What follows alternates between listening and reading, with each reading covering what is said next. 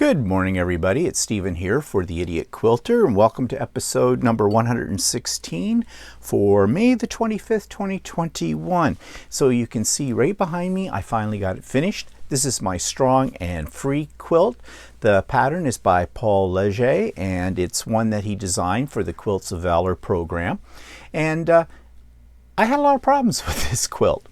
I am happy with the end result, but I'm going to tell you about some of the problems. Now, I showed this quilt yesterday and briefly hinted at the fact that I had some problems with it, showed it on my vlog yesterday. But here I'm going to talk about in a little bit more detail about what the problems were and why I think I had them. And I'm going to get started on that in just a second. So let me pull back a little bit from the quilt so you can see it. I can't get the whole thing in the shot, sorry about that. But I really like the design of this quilt. I think it's very bold. Of course, it is in the Canadian colors. Well, sort of. The original design had a more of a white background. I didn't have that particular fabric, but I did have this other one in the same line. This is the O Canada series of fabric from Northcott. And I used the one, there, you can't see it in the video because it is kind of subtle, but there's words all over that background fabric, words that have something to do with Canada. I think it's a very patriotic design, and I'm looking forward to possibly hanging it outside my house on Canada Day, July the 1st, if the weather's nice, but we'll see.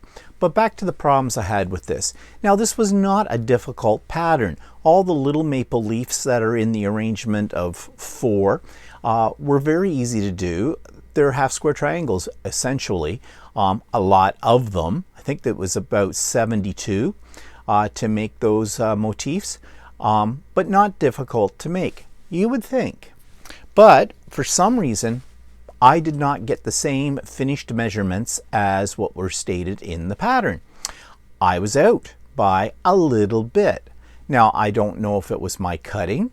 Well, actually, I use triangulations, which you've heard me talk about before. A few weeks ago, I did a little demo on that product, which is basically a paper piecing sort of project for making a lot of half square triangles very quickly and very accurately.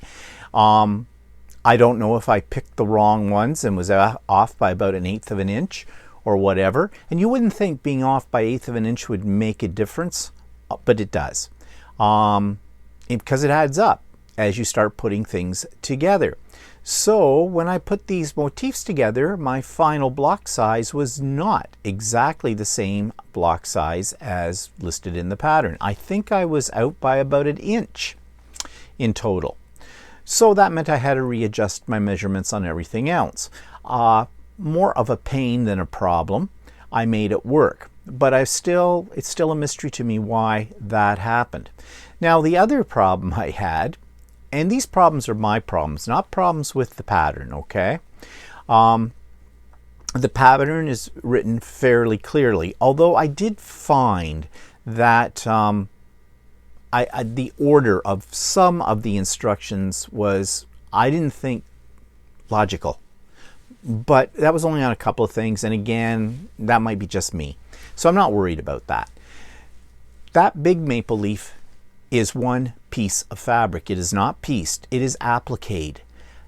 I told you in the instructions to cut out in the red fabric a piece 30 inches by 60 inches. That's large, especially when you're working with something that you have to sew all the way around the edges with. And it's a blanket stitch, a small blanket stitch that I used on my machine for attaching that. But of course, it is also attached using, because it is a raw edge applique, with steam-a-seam. Now, when you use steam-a-seam, the idea is you draw out on your steam-a-seam piece, first of all, the pattern. Then you take one layer of the steam-a-seam off, adhere it to the back, the wrong side of your fabric, usually, and cut it out. What I did was I cut out the big maple leaf first from fabric, and then I realized, ooh, I should have, well, it's because I don't do a lot of applique, so I kind of forgot. I should not be sticking the steam seam on it after I have cut it out. It makes things easier. I mean, you can do it, and I did, but it makes things easier if you draw your pattern out first on the steam seam and then iron it down to your fabric and then cut it out. A lot easier than trying to piece the steam seam on this. Well, I didn't really piece it. What I did was, my steam seam, I buy it, I have a huge box of it. I bought a great big roll of steam seam at one point in time because I use it a fair amount. I needed 3 lengths of steam seam. So I laid those out on a big table, side by side. I peeled off the backing. I laid down the cutout applique. It was a little tricky. And then I cut all the way around it. Yes, it was a bit tedious. Yes, it could have presented me with a lot more problems than it actually did, but I got it to work. But that was an idiot move. Yeah. Note to self, always refamiliarize yourself with the procedures and with instructions. If you haven't done something in a long time, it will really help you out. So I got it out though, and actually appliquing it was not difficult at all. I thought it was going to give me some problems because of its size, but it really didn't. So I got that all together. But again, I had to figured out mathematically how to make that big piece of fabric, the background fabric here, fit with the dimensions of the motifs. But I managed to do it. But when I got it all finished, I decided, well, okay, I should put a border on it. Now, the instructions did not say there should be a border, but I thought it would look a little nicer if I did. A little more finished. So I put a 2.5-inch border all the way around it using the same background fabric.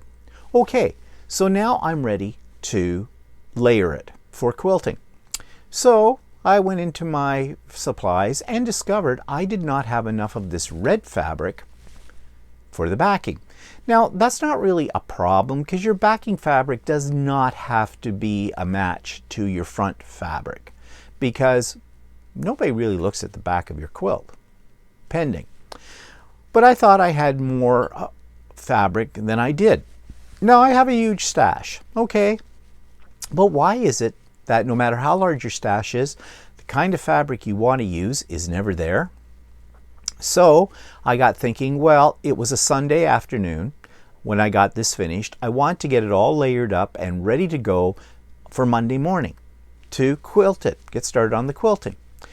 Yeah, best laid plans of mice and men. Not enough backing fabric. Then I thought, can I piece a backing together? Well, I tried this, I tried that, and it was just going to be Mickey Mouse. So I said, no. Go online, find the fabric you need. So I immediately went to Ultimate Sewing, and wouldn't you know it, they didn't have any of this particular fabric left. They had another one though that was pretty close. So I hemmed and hawed around that. I even phoned the store. Actually, that was on the Saturday. I even phoned the store to find out if they had something that I could use that they didn't have up online. And they really didn't. So I found one that was close. I thought it would work, and I ordered 4 meters of it. And of course, they have curbside pickup right now, so that would have been ready on Tuesday for me to pick up because they're not open on Mondays. So okay, that put me behind a day where, you know, where am I really behind? I'm retired. You know, don't have to worry about that. But I did want to get started on it bright and early Monday morning, but nope, that wasn't going to happen. So come Monday morning though, I got an email from one of the staff at Ultimate Sewing telling me, yeah, a little bit of a problem. The fabric I ordered, they only had 2 meters of it, not 4. But, and this is the brilliance of the staff at Ultimate Sewing, they sent me a picture of something they thought might work. And it did. So I ordered it. And I picked it up Tuesday afternoon, and I got everything ready to go. I got it all layered in the whole bit and started quilting it on Wednesday. Or did I start it on Thursday? No, it was Thursday by the time I got it all layered out. Wednesday I had to layer it, and Thursday I started the quilting. Now when I layer stuff, what I've been doing lately is I use both basting spray and I pin it. Pinning takes a long time. It's a little tedious, although I don't really mind it that much as I thought. But it does make a world of difference when you pin it, because it holds the layers so nicely, and I find I have much more success avoiding tucks in my fabric when I'm quilting it. So I got that all laid out, ready to go, except for one little thing. I flipped it over and realized, oh, I cut my backing fabric a little bit too short. I don't know how I did that, but I did. So I had 2 spots at the edges of the quilt that was nothing but batting, no backing fabric.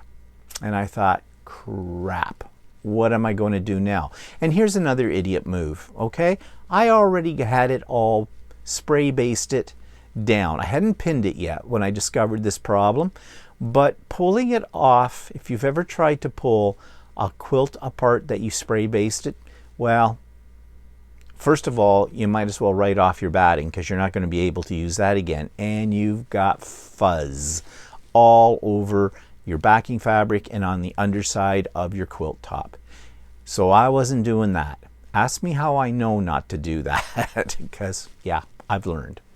So I thought, okay, I did some measurements and figured, okay, by the time I get it all finished and quilted, that border that I put on it, I could cut back to 1/2 inch all the way around and then add my binding, and no one would be the wiser. And it did work, as you can see.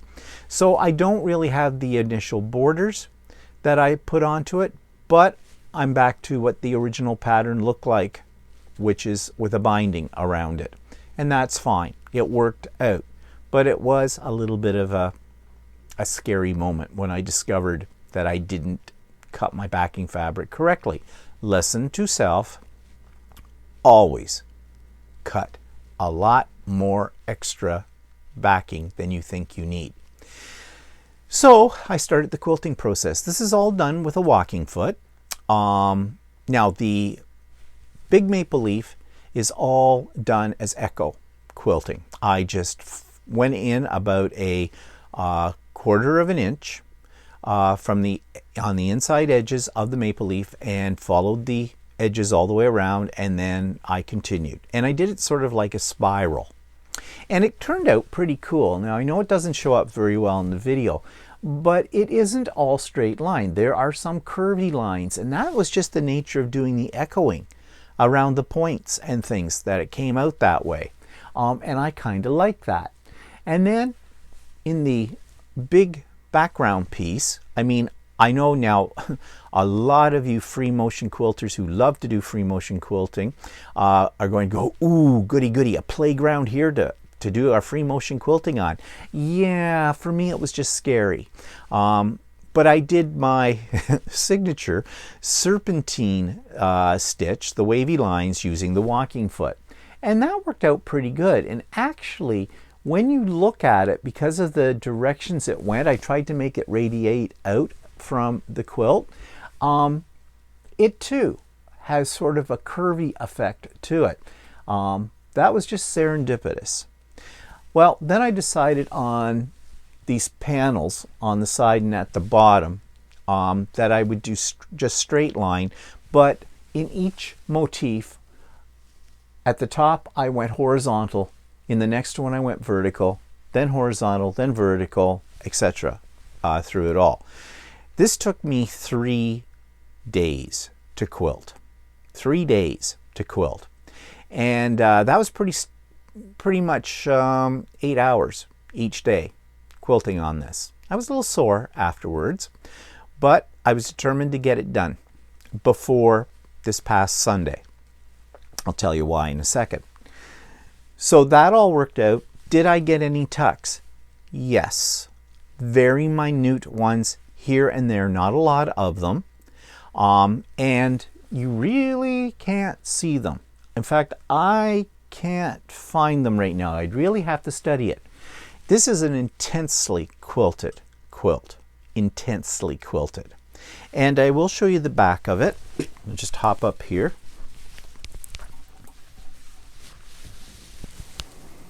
And this is what the back of the quilt looks like. So you see it's that red. And I did do the bobbin thread was a red thread, so it would match right in. And the top thread in all of these pieces is a, let me straighten it out, is a very light tan color. So it blends right in with the quilt backing. And of course I did red on the big maple leaf. I did debate whether or not I should do like in red or the tan in here, but I thought the red might show up too much as opposed to the tan showing up on the red, and I think that was a good choice. I'm happy with it. And of course I bound it and it all worked out. Okay, so I'm really pleased. Let me get myself untangled here. I'm really pleased with the end result of this, and as I said, I'm hoping that I can put it on display, maybe hang it on my garage door or something like that come Canada Day if the weather is nice. I have actually several quilts that have a Canadian theme to them, and I'm really playing with the idea of setting up a mini quilt show on Canada Day on my front lawn. I'm just not sure how I'm going to hang all the quilts, how that's going to work out. And I'm going to have to, put this idea across to Walter, and he may kibosh it on me. I don't know. We'll see. Oh yes, and the reason why I want to get it done by this Sunday that just passed is because I want to show it off to the guys, because the Canadian men's quilting group from Facebook were getting together for a sew day on Sunday. And the leader of our group is the designer of this quilt, Paul Leger. So I want him to see the final product. So anyways, I got it done. So I'm really happy with it. As I said, the pattern is called Strong and Free, and it is available if you go to paullegerquilts.com or Quilts of Valor, Canadian Quilts of Valor, I believe. If you do a search for that, you can purchase this pattern as well. And one of the guys on the Men Quilters was saying that he wants to do this too, but he was thinking of doing it in fall colors, which, yeah, that would look spectacular. But I wanted to do it in the colors of my country, of Canada, because I wanted it for Canada Day. So it's all done. So I was a little bit exhausted, both mentally and emotionally, from working on this quilt. So I wanted to do a project on Sunday with the guys that wasn't going to take a lot of brain power. So I had this kit. I've had this for quite a while. I bought it at Ultimate Sewing. And it's just a wall hanging, but it had these pussycats on it. And I really thought it was kind of cute. Now, I've had this for over a year or longer, maybe. I can't remember. Isn't it funny with COVID time? I don't remember things anymore. We've been in this so long. But anyways, I got it out and I had the fabrics for it and I started putting it together. Now, there was a little bit of a problem because the fabrics that came with the kit do not match the fabrics at all that are in the pattern. So I had to figure out what I was going to use. I actually have a lot of fabric left over for some reason, but I've put it together and it's cute. Now later today, I'm going to layer it and I'm going to quilt it. I'm going to do free motion, but this is it right here. And yes, my kitties are pink, and I don't usually work in pink because I'm not a fan of pink, but that was what was in the kit and there was enough of it to do it, so I did it. There is applique on this as well. The cat's tails are appliqued, and the eyes and the nose and the bell were supposed to be appliqued as well, but I decided instead to use a button for each nose, and I decided to use an actual bell. Sounds like Christmas on there because I had these. So I had to hand sew the bells on, and I hate hand sewing. There was bloodletting. But I think it's really quite cute. And the little collars were appliqued as well. And the little mouse at the very bottom, hope you can see it, he's appliqued as well too. So I've been doing a lot of applique lately. And I kind of like applique. In fact, that's a good thing because I'm going to be talking about something else that involves applique. But I've got that all done. And I think it's going to be kind of cute as a wall hanging. And I've given it a name. Now the pattern calls it Risky Business. I'm not going to call it that. I'm going to call it Mrs. Slocum's Pussies. Now, I don't know if many of you will get the reference. If you're from the UK, you probably will, because there used to be a show on British television many years ago. I think it was in the either late 70s or into the early 80s, called Are You Being Served? And I loved that show. Now, I never got to watch it when it was actually on the air, of course, but I have since seen it. You know, there are sites you can go to watch these kind of things, and it's a great comedy show. And there's a character called Mrs. Slocum, and Mrs. Slocum has a cat, and she's always talking about, well, and it's definitely a tongue-in-cheek humor, a little bit of an you know what I mean, double meaning in there, but they always refer to Mrs. Slocum's pussy. So I don't know. I just thought when I saw these pink cats, that's what I was going to call it. So it's Mrs. Slocum's Pussies. That's the name of the quilt that I've given it. Okay, so I was talking about applique. Oh, before I forget, I just remembered one other thing. If I go back to this quilt, I did wash it. I have decided I am over the fear of washing my quilts after they're done. They are not going to fall apart. But what I was afraid of is, because it's red and blacks fabric have a tendency to bleed. I do not pre-wash my fabrics before I do a quilt. Yeah, I know there's controversy about that. Everybody has their own way. I don't pre-wash my fabric. So what I did was, just in case the red decided to bleed, I threw in 3 color catcher sheets. And I mentioned this on Stephen and Walter Live the other day, and someone asked me what a color catcher was. And it's basically, it looks like a dryer sheet, a little thicker than a dryer sheet. You can buy them in the grocery store, and you throw them into your wash when you're afraid you're going to have some color bleed. And they capture whatever comes out of your fabrics, and instead of it being redeposited into your lighter fabrics, these color catchers catch it and keep it from doing that. And they do work. They work really well. I threw in 3 to be extra sure, and you crumble them up first, throw them in before you throw in your fabric, and away you go. Now I'll show you how effective they are. I threw in 3 sheets. These are the 3 sheets. They went in white. They came out red. So I'm so glad that I did that. But none of this red was deposited back onto the quilt. So really happy about it. These are great if you can get your hands on them. They're not particularly cheap, but I got a box of 40, I think, of these sheets at the grocery store for, I don't know, I think it may have cost me about 10 bucks Canadian. Quilt stores often sell them too, usually at a more inflated price. And you can get them on Amazon at an even greater inflated price. But believe me, they are worth it.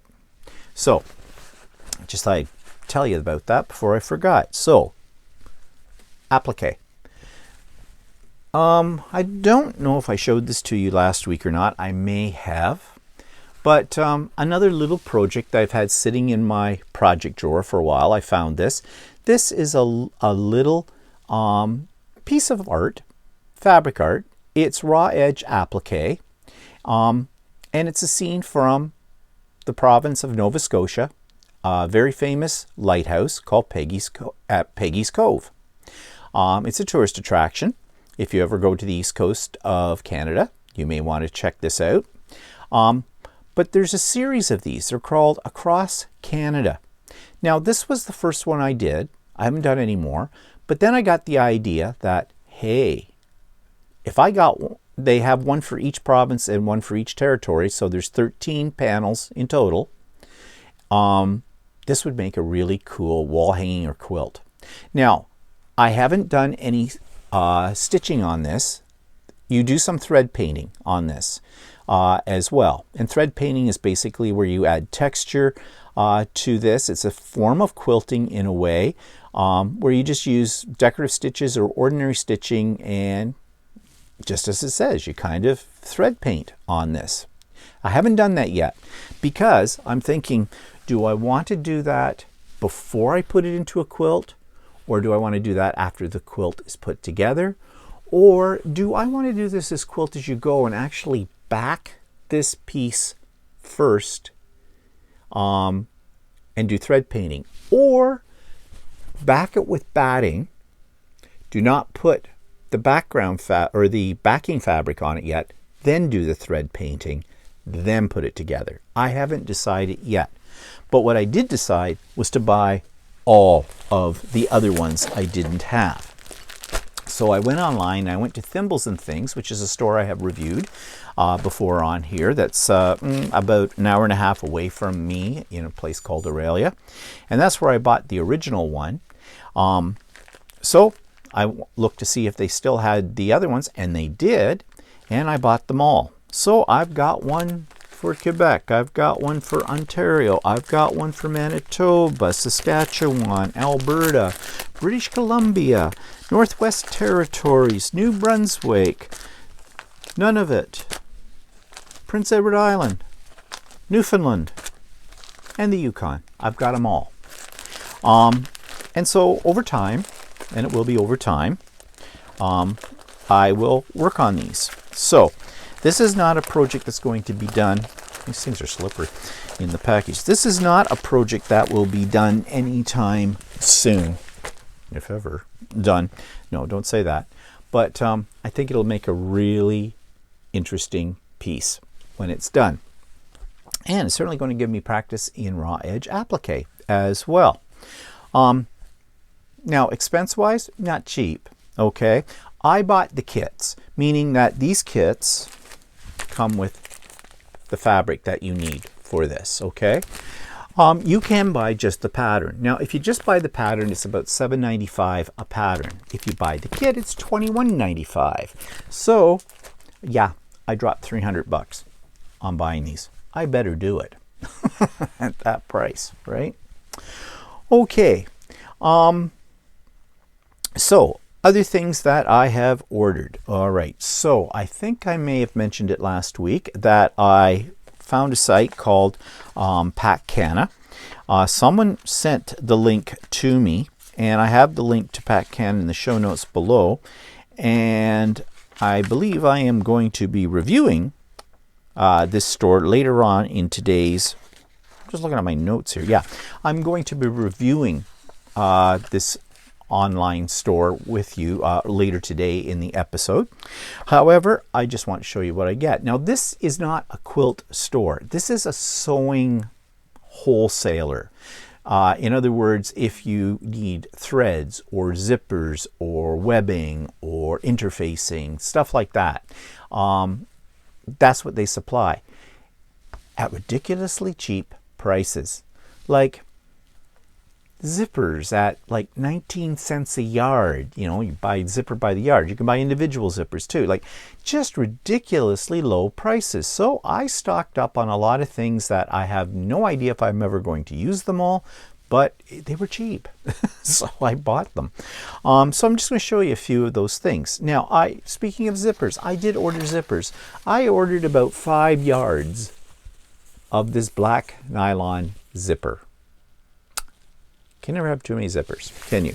And I had to order as well the zipper pulls for those. And I did make a mistake on the originally on the one that I ordered. Like I think I've got 20 or 25 of them in here. Again, pennies for these, really.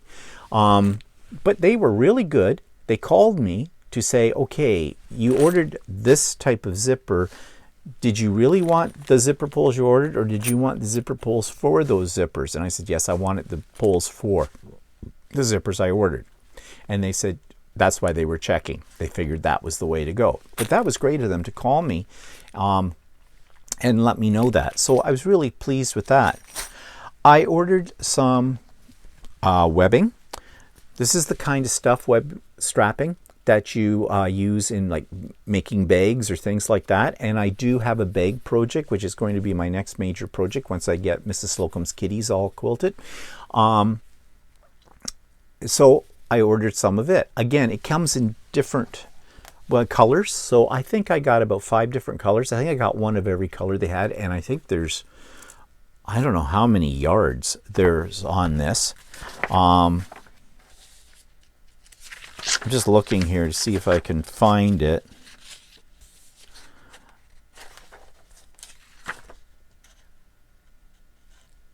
Yeah, they sell it by the yard, and I ordered 5 yards of each. Well, that's the minimum amount. That's the one thing. Because they're a wholesaler, you have to order most things in bulk. However, the bulk numbers are not massive quantities. So, I mean, 5 yards, but at, let me see, what was the price of that? Yeah, 99 cents a yard. So, $5 for 5 yards of this stuff. That's pretty good. I'm never going to run out, I can tell you that. The other thing I ordered that came by the yards was nylon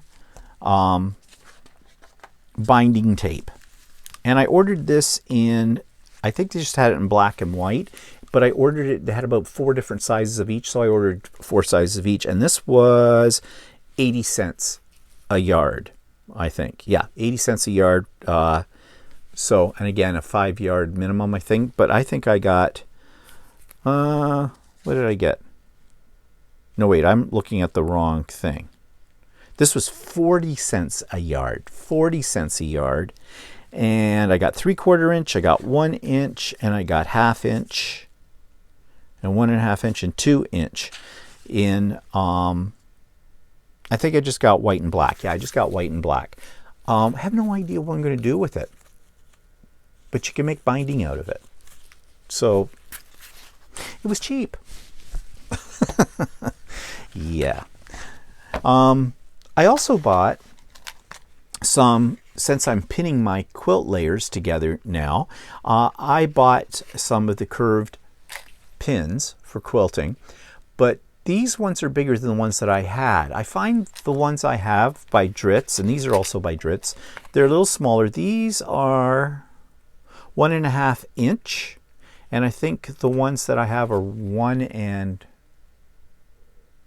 1.25 inch or something. So that extra 1/4 inch makes a difference in getting them in and up. So I bought 3 packages of these, and they were, what did those cost me? Yeah, they were $3.43 a package, which is pretty good, because when I bought those other ones, I think they cost me $6 or $7. So yeah, good price. Oh, if you're interested in the actual price on the zipper was, the zipper pulls, those were 15 cents each. And the zipper itself, okay, where is that?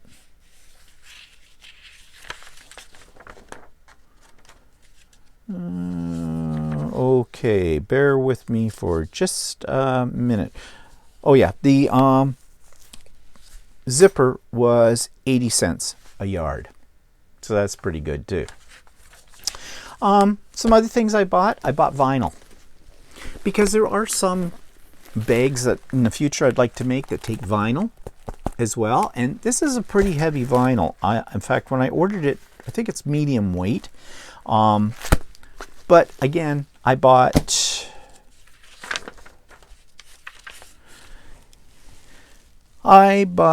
this is 16 gauge or 0.4 millimeters in thickness, and it's 48 inches.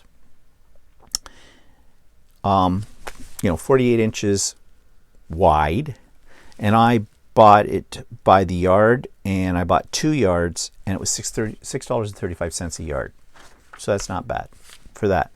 I also bought some interfacing, some fusible interfacing. I bought a white, both were white, and I think one is a medium weight interfacing and the other one is a heavy weight, and it was $1 for one a yard and $1.75 a yard for the other.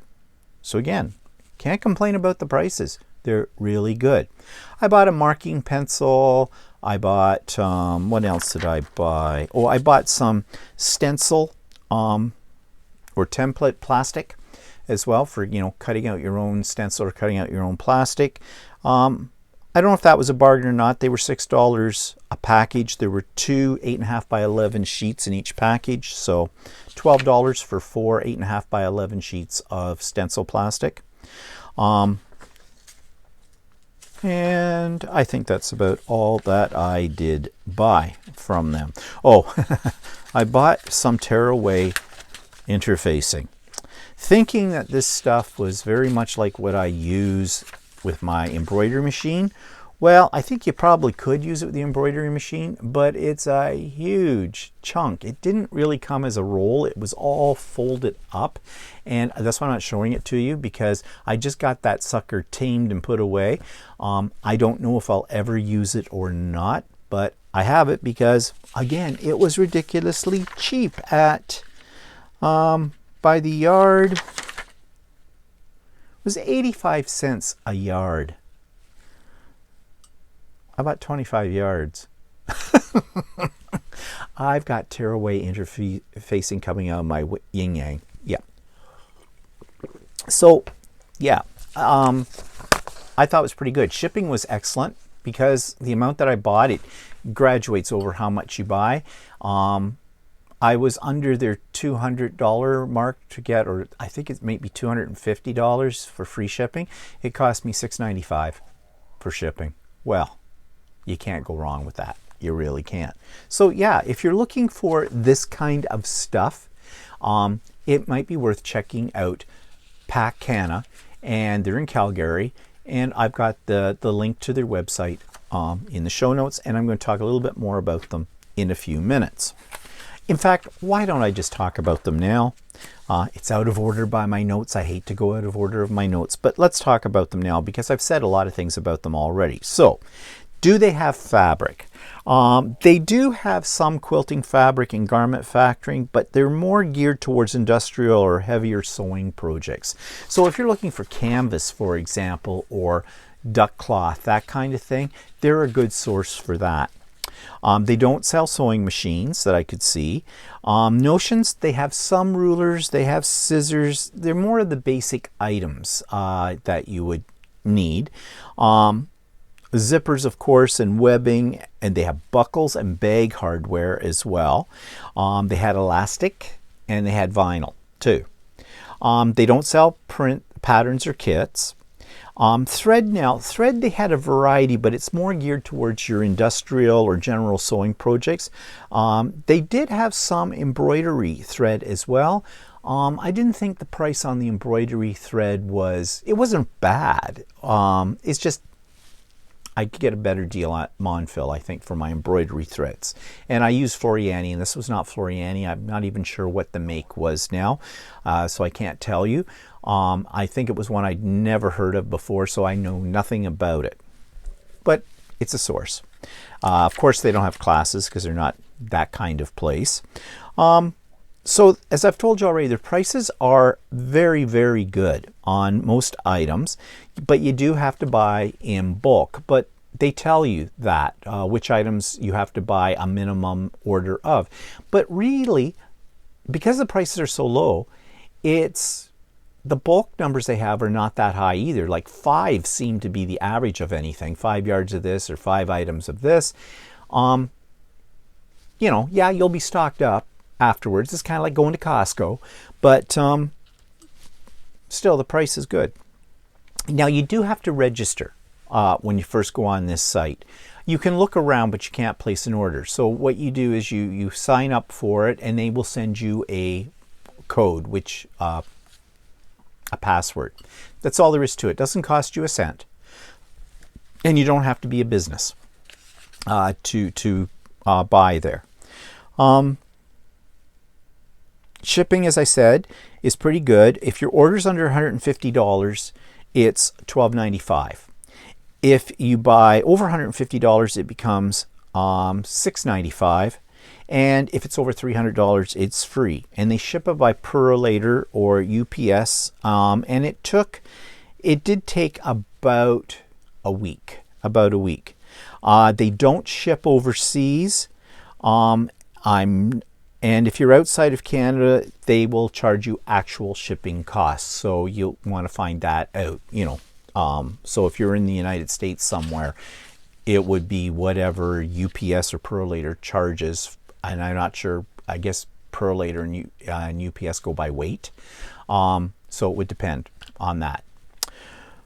Okay, and they do have a physical location, but I'm not sure if it's open to the public. It's in Calgary, so I have no way of checking that out. Maybe if there's someone on here who knows that lives in Calgary, you can let me know about that. Okay, so really impressed with that, and I don't think I'll be ordering a lot from them in the near future because I'm already stocked up on most items that I wanted.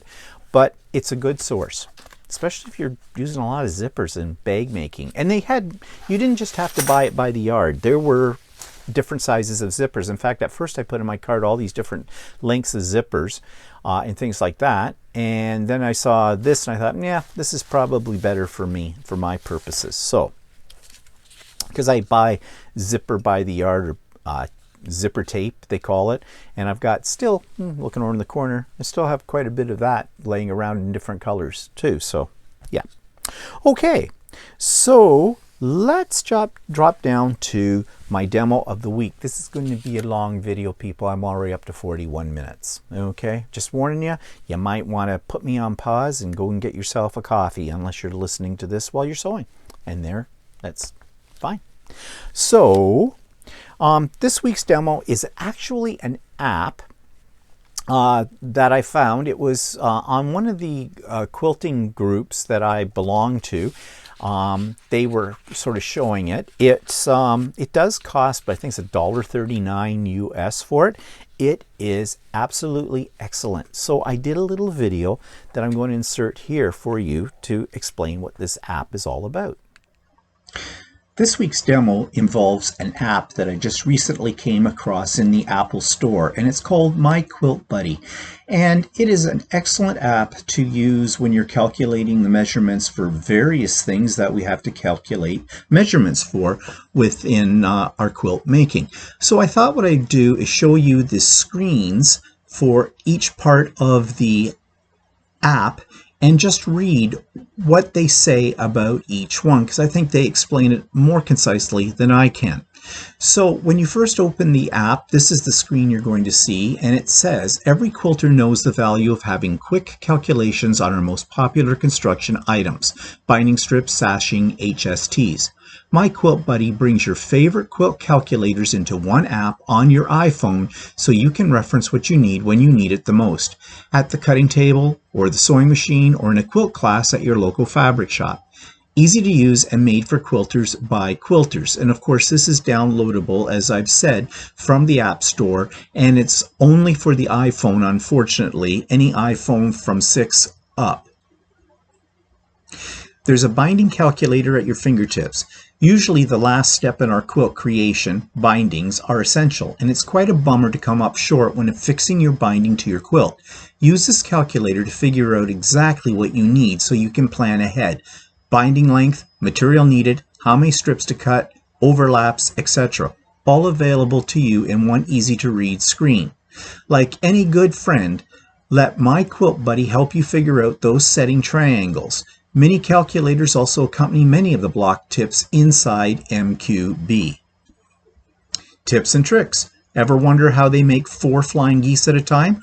Or do you sometimes need to do quick math to plan out HSTs? You're more than familiar with these time-honored blocks, and now you have a great reference for churning them out quickly and efficiently. There are step-by-step tutorials. My Quilt Buddy will walk you through each step on many of our tips, show you how to cut and sew together common quilt blocks. We give you the visual breakdown on how to use those time-saving techniques. This saves oodles of time looking these up on the internet when you need it. So I have been using this app for quite a while now, and I really like it. I think it's very easy to use. There's a lot of helpful tips, as I already stated, and it's just a tool, I think, that is at your fingertips, so why not use it? So I suggest you download and try it out for yourself if you have an iPhone, My Quilt Buddy, and it is absolutely free. even better. So I'm finding that app absolutely vital in my quilting experience. It is so good. So I highly recommend it. You saw those were screenshots of what it looks like, and I have been using it, and I find it out of a lot of apps that you can get that deal with quilting. That one is very, very practical.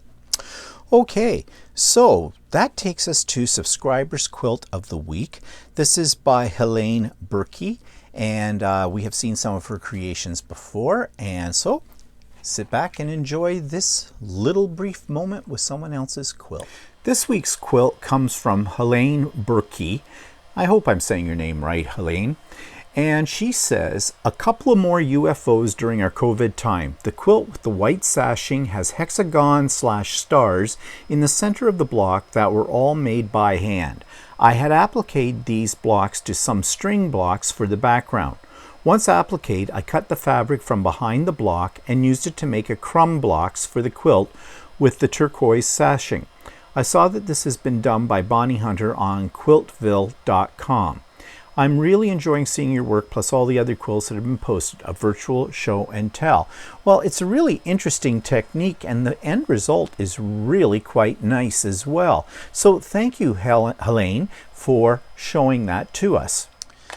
So in the show notes, you're going to find some links. You'll find a link to So Chatty, episode 9. Walter and I on that one discussed, we call it Pressing Thoughts. We discussed our experience with irons since we started into sewing and quilting. We talk about the different ones that we have purchased, why we like them, what we don't like about them. So if you're interested, if you're looking for a new iron, then you might want to check that out. We also talk about how to clean your iron as well. There's a link to Ultimate Sewing. There is a link to the Peachtree virtual tour. It's Rent at Lips, to Peachtree Quilts out west. I have reviewed their site before, you know, and I was very, very impressed and still am with both their prices and their service and their selection of fabrics. But they just posted a virtual tour of their store. So I have put the link below so you can check that out. I also have a link to the YouTube channel of the week that I want to promote, and of course a link to PacCana as well. One thing though, if you would like to send me, as you know, anything that you have been working on, you know, any sewing or textile products you're making, quilts, etc. I'd more than love to have your pictures and a little blurb about them so I can put them up here and feature them on one of the episodes. But something else I would like to ask you. This is a bit of an experiment, and we'll see what kind of turnout I get. You know, I watch a lot of YouTube videos where they interview very prominent quilters, people in the quilting community who have made a name for themselves. And yes, those are very informative and very interesting. I quite enjoy hearing about their process. But you want to know something? I would like to know more about the average quilter, like me. Those of us that nobody knows anything about, that we do this because we have a love of doing this, of creating things, and I would love to interview you. Yes, I would like to interview you and talk about your quilting journey. It would be done in a very informal way. I would send you the questions in advance so that you could prep for it, and we would conduct this interview via Zoom. And I would record that interview and then put it up on one of the episodes. I want to know what the average person goes through. You know, what your successes have been, what you have learned, how you got into quilting, you know, all that kind of thing. Stories around maybe some of your quilts that stick out in your mind, that kind of thing. I think it would be really nice to put a face with some of the quilts that people have already sent to me to show, and learn a little bit more about you. So this is open to anybody who does any form of textile art. And when I say textile art, I consider garment sewing art, I consider quilting art, I consider making wall hangings art, mixed media with fabric art, whatever.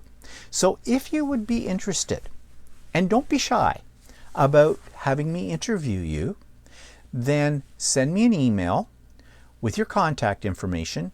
I will send back to you a list of questions, and we'll set up a time on Zoom to conduct the interview.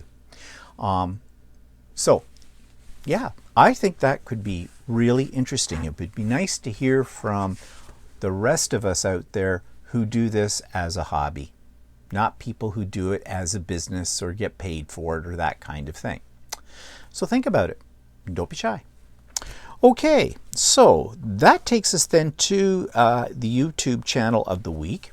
This is someone who has just recently started watching my videos and has just recently, I think it was in March, put up her own YouTube channel.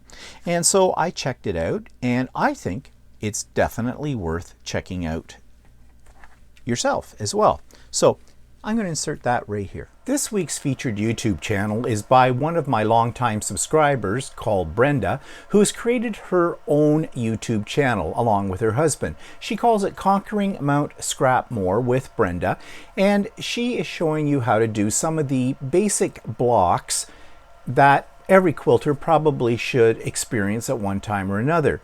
She also takes a turn on each one of these blocks and shows you how you can create them into other forms of art as well. She has a lot of tutorials online so far, even though she's only just started in March, and I feel that it's only fair that I should support a new YouTube content creator as people have supported me over the years. So I'm looking forward to watching Brenda's YouTube channel grow, and I really like the twist she puts on some of the more traditional blocks. Her instructions seem to be very clear, and the videos seem very professional in their technical aspects. So check out Brenda at Conquering Mount Scrapmore with Brenda. So now it's time to see what's on my vision board, and this is a pattern. It is called the Blue Ribbon Ohio Star. It comes from the Missouri Star Quilt Company's Block magazine. I do not have a subscription to Block magazine. I've been thinking about it, but I usually buy it each time it comes out as a digital download. And I have to make a confession. I don't read it from cover to cover. I go through it. I look at the pictures of quilts that they put in there, and they put in about like 10 different quilt patterns, full patterns in this magazine every time it comes out. And I think it comes out 6 times a year. I think they publish it every other month. I could be wrong about that, but I think that's when it comes out. And I see something that I like. I capture it, screen capture it, and I print out the instructions for it and put it on my vision board. And this is one that really caught my eye because it's got sort of a star motif in it, and I'm into stars. And as I said, it is called the Blue Ribbon Ohio Star. When will I get to it? No idea. I'm getting kind of a collection of these. But anyways, if you're interested in that pattern or seeing more, check out Block Magazine. Go to the Missouri Star Quilt Company website, and you can find out all about the Block Magazine. This is not a free pattern because it's part of their magazine, so I cannot give you a copy of it. But check it out. The Block Magazine itself, I think, is well worth the purchasing. A little plug for them. They don't sponsor me or anything like that. They could if they would like to, but I don't think they would.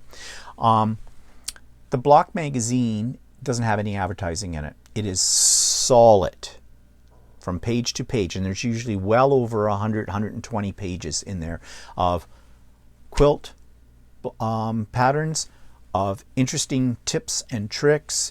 They usually have spin-offs from the quilts for other projects like pillows or tablecloths as well, or baby quilts. It is a great magazine. I should subscribe to it. It would be cheaper if I did.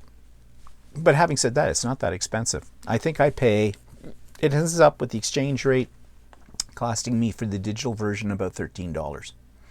I've never figured out their pricing. It comes up as $6.99 US. Then it goes to $9.99 US for some reason because I'm ordering it from Canada. And then when I translate it into Canadian dollars from that, it comes up to about $13 and something. It's weird. But anyways, it's still worth the money. Okay, so what's that take me to? Oh, a critique of a quilt of my own. And this is not a quilt. This is a table runner, and it's applique. I'm on a theme this week of applique. I didn't know I was, but I am. So I did my little review right here, right now. This week I'm critiquing one of my table runners. This was a kit that I purchased in a small little community in Amish, or actually Mennonite country in eastern, no, not the eastern, I guess it'd be the western part of my province. It's a great area, the Waterloo, Guelph, Cambridge area, for all kinds of quilt shops. And I like to go there once a year when we could travel. So it's been a couple of years now since I've been there last, and do all the quilt shops in the area. We came across this one that was run by a Mennonite family. It was a great little store. It had all kinds of fabric at reasonable prices, and they had a lot of kits that they create themselves. Now I think this might have been a row of the month or something like that, but I made it into a table runner, and it's Two Bears by Moonlight, and I just thought it was really cute. And I hadn't done a lot of fusible applique in the past, so I got this as really an experiment in applique, and I think it turned out pretty good considering it was one of my early efforts at applique. Now, I did have a little trouble with my borders buckling. I think I've figured out that problem now on future projects, or on projects I've done since. But nevertheless, I think this one turned out very, very nice. I was hanging it on a wall vertically for quite a while, although it's a horizontal design. But I've replaced it now with a more recent creation. However, the quilting on this, if you look at it, is, and I know it's difficult to see in the video, but look in the white borders, is very well done. And I wish I could take credit for that as if I had done it free motioned, but I didn't. This was a small enough piece that I could put it on my embroidery machine and have it do the quilting for me. So it was also an experiment in how to set up the embroidery machine to do quilting. And I've spoken about that many times before, so I'm not going to go into that again. But a neat little design, and you know, I might recreate this again because of course I still have the pattern and I still have the pieces that you need to trace and cut out for the applique. So I might recreate this again, but in different colors. Maybe do it in a sort of a comic way. Sort of do it in maybe rainbow colors, because you know, in the LGBT community we do have a group of individuals that we refer to as bears, so that might be kind of fun. Yeah. So that's about it for this week, except for one little thing I want to discuss with you very quickly. I'd like your thoughts on this. If you remember back, I did the Idiot Quilter Retreat, and that was a real success, but also a lot of work for me. And so I may do that one again, but I'll do it in the fall. But in the meantime, I did mention that I might do a couple of like smaller pop-up kind of sew days or something like that. So I was thinking, well, my birthday's coming up in July, and we're still in lockdown and stay-at-home orders here in Ontario, and even if those get lifted in the next few weeks, it's still not going to be business as usual. So annually, we used to, for my birthday, go for about 3 days to a place about 2 hours to the west of us where it's quilting country. There are all kinds of quilt stores in like a 50-kilometer radius, and we go and we do them. And when I say we do them, we do them. I come home with quite a haul. I drop a bundle. It's kind of my birthday present to myself. But we haven't been able to do that. Well, we couldn't do it last year because of COVID, and we're not going to be able to do it this year because of COVID. So I was thinking, what am I going to do for my birthday? So why not have a sew day? So that's what I'm thinking of. Now, I haven't picked the exact date yet because my birthday is actually the 14th of July, and 14th of July this year falls on a Wednesday, middle of the week. Now, I do crafting chats once a month on the first Wednesday of every month, but I know there's a lot of people that can't join us for those because they're working. God forbid, people working? I forget about that when you're retired. So I will probably have it on the weekend, probably the Saturday before or the Saturday after. I haven't decided yet. It would be an all-day thing. You do not have to pre-register for it. I will put out the link to the Zoom about a week before. And if you want to join in, you just join in. It'll probably start at 9 o'clock in the morning Eastern Standard Time and end about 5 o'clock in the afternoon Eastern Standard Time. And it's just meant for us to get together, work on whatever we're working on, and it's open to all kinds of crafters, not just sewers. It's open to everybody who wants a day to just work on something creative, whatever that is. I am sure there'll be light conversation as well. There won't be any prizes at this one. There won't be any special entertainment. So my cousins, Matilda Mudslinger and Gladass Happy Bum, will not be making an appearance that day, sadly. It's their time to, they gallivant all around the world, so they're probably in some foreign part saying the hell with COVID. But it'll just be something fun, and it's on my birthday. So, yeah, it's all about me, isn't it? So if you're interested, if you think this is something you would like to do, then just drop me a quick note in the comments section or an email just stating, yeah, I'd love to do this. And I will give you more details as we get a little closer to those dates, like the actual date when I see if there's interest or not, and all the other details. But you won't have to pre-register for it. It's a drop-in. You don't have to stay for this whole thing. You don't have to be there at 9 o'clock because 9 o'clock Eastern Time means on the Pacific Coast it would be 6 o'clock in the morning for them. So, and people overseas, well, it'll be who knows what. So, yeah, if you're interested in a sew day, my birthday, I think I might call it my birthday bash sew day or something like that. I'll find something clever to say about it. Birthday sewing bash. That might be what I'll call it. So let me know if you're interested. Okay, so that's it for me for today. It's a long one. Sorry about that. But I enjoyed it. It's all about me. Anyways, I hope you have a good week. I hope you get a chance to go to your happy place and do something creative that makes you happy. And I hope you're staying safe, staying healthy, staying happy. Stay creative. And we'll see you next week. Bye-bye for now.